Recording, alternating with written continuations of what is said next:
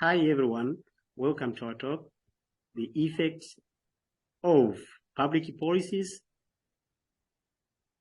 in influencing the development of the child. Today we are going to have a visitor here who is going to talk about the effects of public policies. He is Professor Hirokazu Yoshikawa from New York University.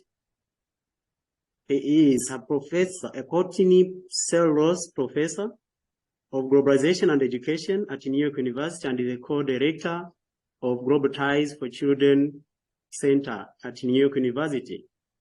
He is a community and developmental psychologist who studies the effects of public policies and programs related to immigration, early childhood, and poverty reduction on children development. Professor Hirokazu, welcome. And before I welcome you, I would like to congratulate you for being named by President Joe Biden to serve as National Board for Education and Sciences. Welcome. Thank you very much. Thanks, Hugh.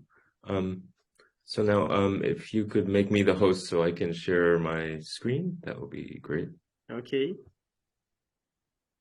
Thank you for the really nice introduction, Nemes, and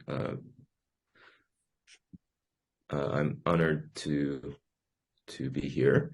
And I hope everyone, you can see this. I'm going to be talking a little bit today about the challenge of quality in policy in global early childhood education. Okay. And I'll talk first about SDG 4.2 and the role of quality, then the definitions of quality and the challenge of quality in Tanzania in particular, and then give a few examples from around the world of successful efforts to improve structural and process quality at scale.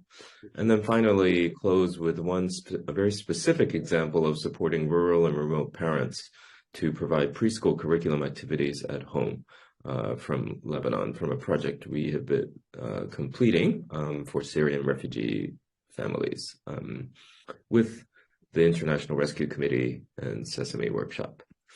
So as I think we all know, the 2015 to 2030 Sustainable Development Goals states that by 2030, to ensure that all girls and boys have access to quality early childhood development care and pre-primary education so that they are ready for primary education. That word quality is quite prominent in the wording of SDG 4.2. But first, I think it's very important to recognize that there are two forms of quality that are important in the research on early childhood education.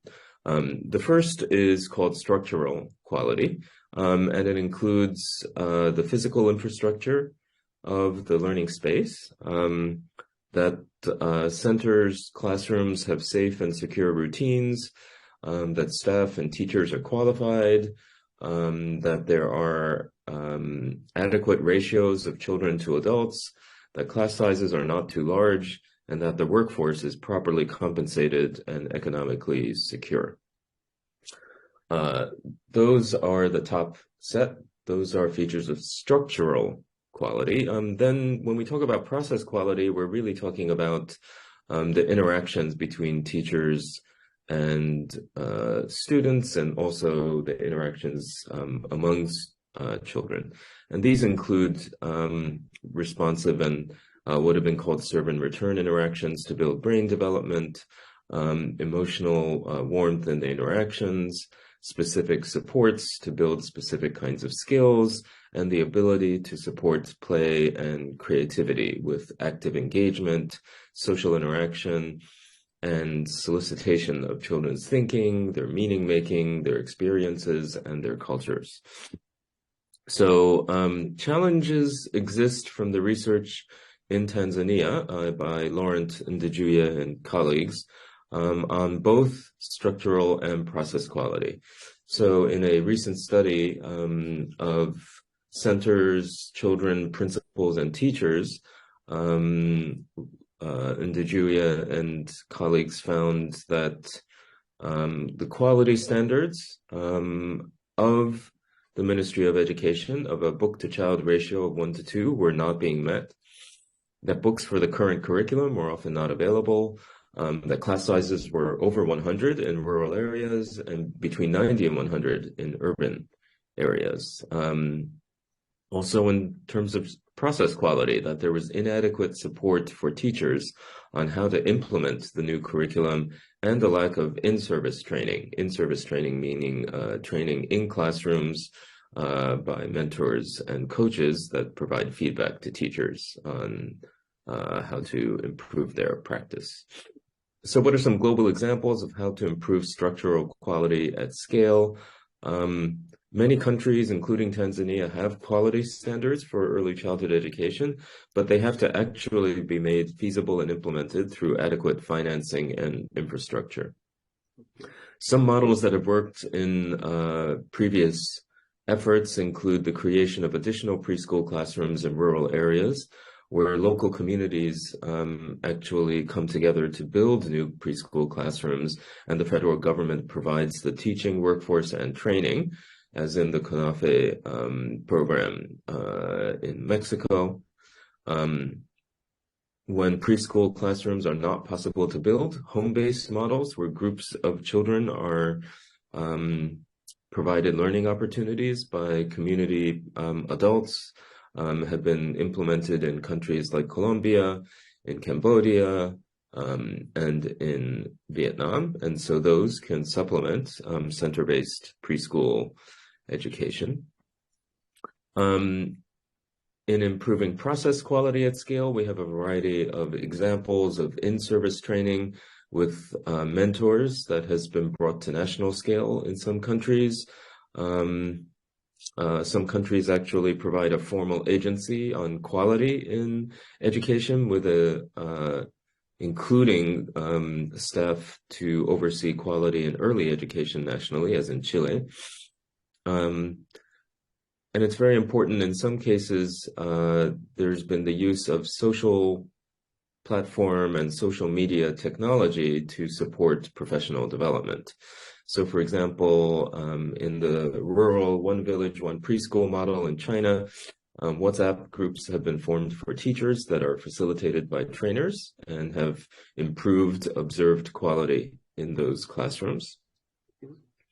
And in systems that don't have adequate resources for learning, sometimes an additional person has been brought in to provide extra support for the learning curriculum, as was done recently in India with large effects on children's learning in the Tamil Nadu state of India. I'm going to close with a recent example of providing access to preschool education that was actually implemented by mothers, though the trainers were preschool teachers. And this was the context of rural and remote areas of Lebanon that don't have a preschool classroom infrastructure. And so this was implemented by the International Rescue Committee with input from Sesame Workshop, and at NYU we did the impact evaluation. The reality is that in some cases in-person classes are not feasible. And these can be in situations where families are in situations of migration or in conflict, and there are a few models that can support both children and primary caregivers simultaneously. So we designed an impact evaluation using a randomized controlled trial method to evaluate this remote early learning program. It lasted 11 weeks, and it was designed for children who had no access to preschool education, but were about to start primary education. And there were no physical classrooms, but teachers had 3 30-minute sessions per week with groups of 5 to 6 parents with their children on WhatsApp. And so this was a WhatsApp implemented preschool curriculum. The curriculum was met local standards, and it was adapted from a preschool and healing classrooms curriculum of the International Rescue Committee. That was one treatment condition. And then in another treatment condition, one other group of families received that preschool program training for parents, plus an additional caregiving program that occurred once a week, and that was for parents to improve their parenting skills and their well-being. So the theory of change was that these sessions would increase parents' abilities to teach children at home using lessons, techniques, and materials that were provided by teachers. Actual physical learning materials were sent to each home, and that might improve parents' caregiving, their ability to provide learning activities with kids, and their well-being, and that would translate into improved children's learning, their emergent numeracy, literacy, social emotional skills, and motor skills. Okay. So again, this was in rural areas where families had no access to preschool education in Lebanon, and the services were implemented over WhatsApp, and these were 5-year-old children and almost all Syrian refugee background, with a sample of about 1,600 families in the research. We collected survey questions and then did a video-based early childhood assessment called the IDELA that has been implemented first by Save the Children, has been used in about 80 or 90 countries. So our outcome measures included well-being, anxiety, depression, parenting self-efficacy, parenting stress, caregiver-child interactions, and caregiver beliefs, and then finally the measure of child development. So our results were that we found that the remote early learning program improved parents' self-efficacy or their confidence in being nurturing parents. That's the star on the left. And it also improved their caregiver-child interactions and their, in other words, the frequency of engaging in activities like reading books or singing songs or telling stories with their children. It did not have effects on caregiver well-being, but it produced large effects on children's learning. The program improved children's literacy, their numeracy, their social emotional development, and their motor development. So what are the active ingredients here? It may be important in supporting parents to have small personalized groups of parents with their children instead of large groups of children with a preschool teacher on WhatsApp. This was a remote program, but actual learning materials were provided to homes, and there were additional one-on-one check-ins by teachers. So this model might be relevant to humanitarian contexts, but also to rural and remote contexts where expansion of actual preschool classroom infrastructure is not possible.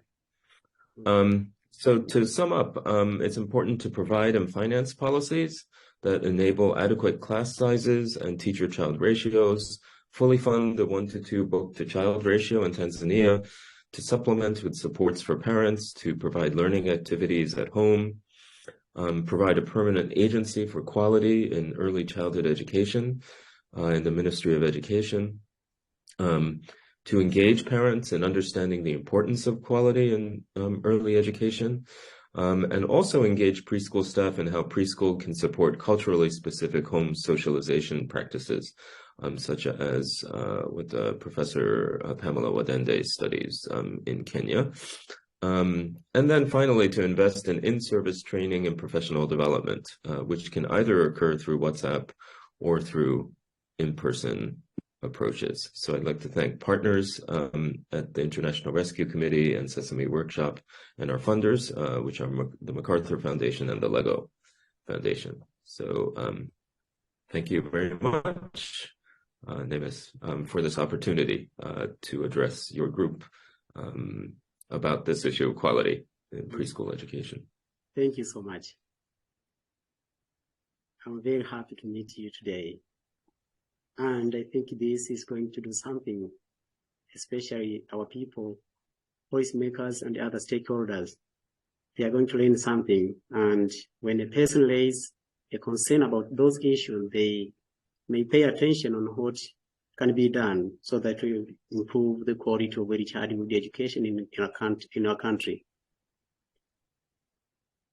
Thank you so much. Great, wonderful. Sure. I'm also happy to follow up with any further sessions that might involve some more Q&A, and look forward to being in touch. So thanks very much again. Okay, thank you too. Thanks. Yep, And bye-bye. next time I will invite you again. Yes, okay, thanks. And we can follow up. Thank Yep. you so much. Thank you. Bye-bye.